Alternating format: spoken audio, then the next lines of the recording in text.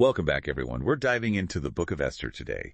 It's a story set in ancient Persia, a world of kings and queens, those lavish feasts, and some pretty intense decrees. Definitely a lot of drama and intrigue. But I think there are some really valuable messages in there for us, too. Messages that can guide us toward a more compassionate and meaningful life, wouldn't you say? Absolutely. The Book of Esther isn't just a historical account, right? It's full of symbolism and lessons about faith, courage, and even, the complexities of just being human. Right, right.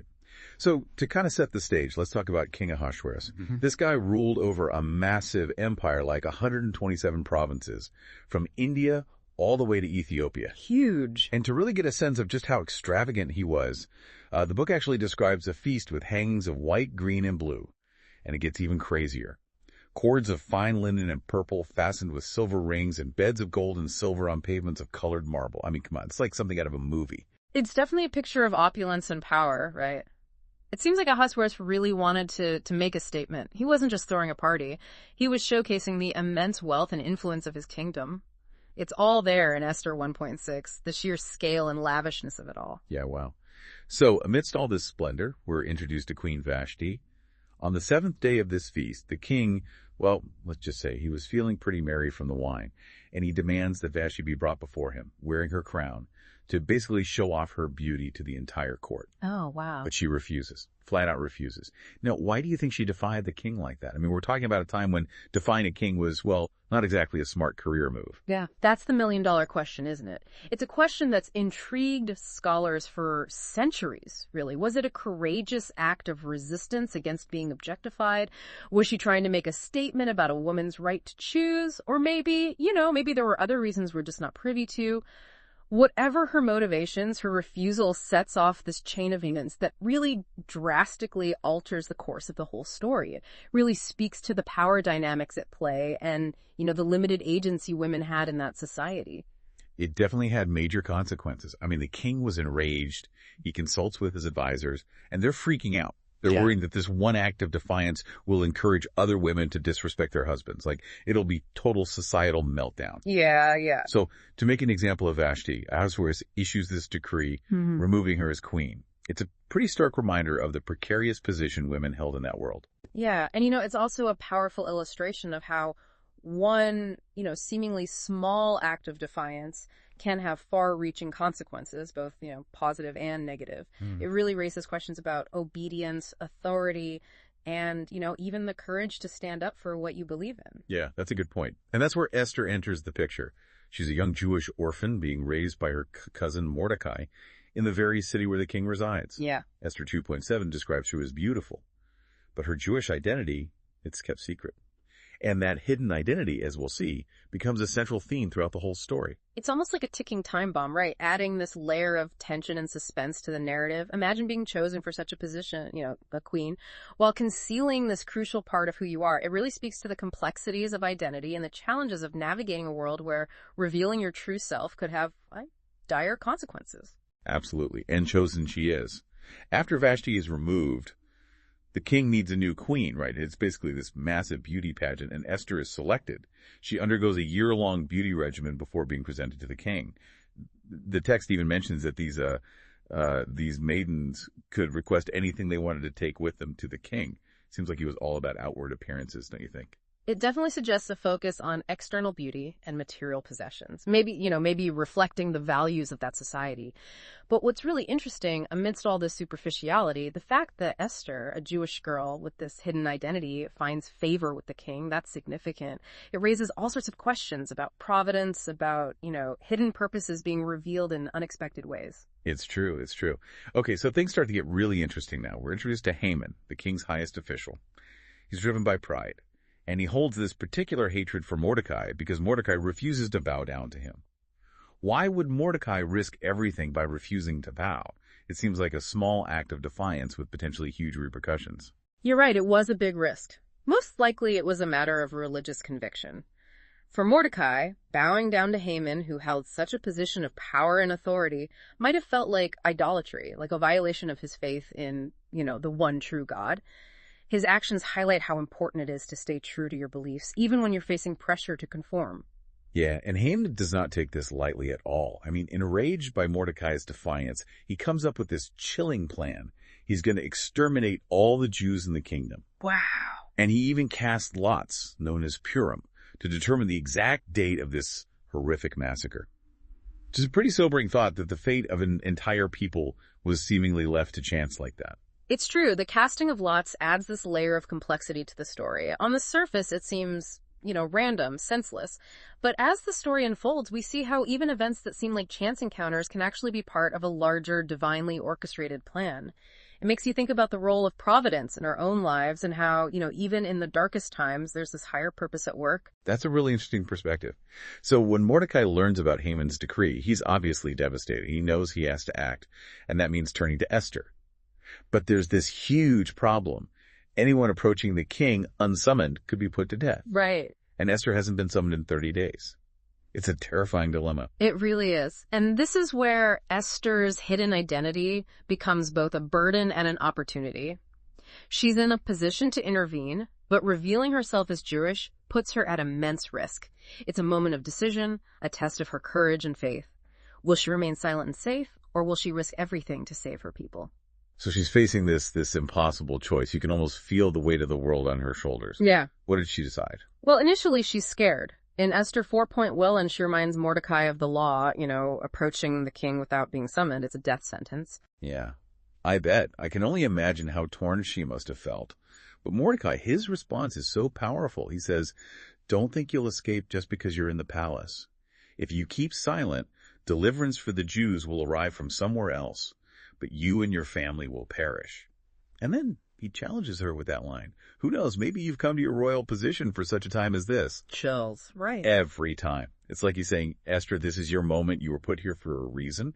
How does she respond? She totally rises to the occasion. She tells Mordecai to gather all the Jews in Susa, and they should fast for 3 days. She and her maidens will do the same. And then she says, she'll approach the king, law or no law. If I perish, I perish. Wow, a leap of faith. She's putting her trust in something bigger than herself, risking it all for what she believes in. It's pretty inspiring. It really is. It's what makes her such a compelling character. She's not a warrior. She's not a prophet. She's an ordinary woman thrust into these really extraordinary circumstances. Right. And in those circumstances, she chooses courage over fear. So after the 3 days of fasting, Esther puts on her royal robes and stands in the inner court of the palace, right there in the king's sight. Can you imagine that tension, the silence, waiting to see, will he extend the golden scepter or will he order her execution? It's a nail-biter, right. But the text says she obtained favor in his sight. He held out the scepter, spared her life. What a moment of relief and such a turning point in the story. I bet everyone breathed a sigh of relief. Yeah. So he asks her what she wants. He even offers her half the kingdom. It's almost funny how clueless he is to what's actually going on. Does she tell him right then? She's smarter than that. She's strategic. She knows timing, presentation, it's all important. She invites the king and, get this, Haman, to a banquet. Haman. Why invite him? He's the one who's trying to kill her people. It's a brilliant move. She's creating suspense, setting the stage for a confrontation. Okay, so Haman, he's thrilled with the invitation, goes home boasting to everyone about how rich he is and how much the queen favors him. But then he sees Mordecai at the king's gate.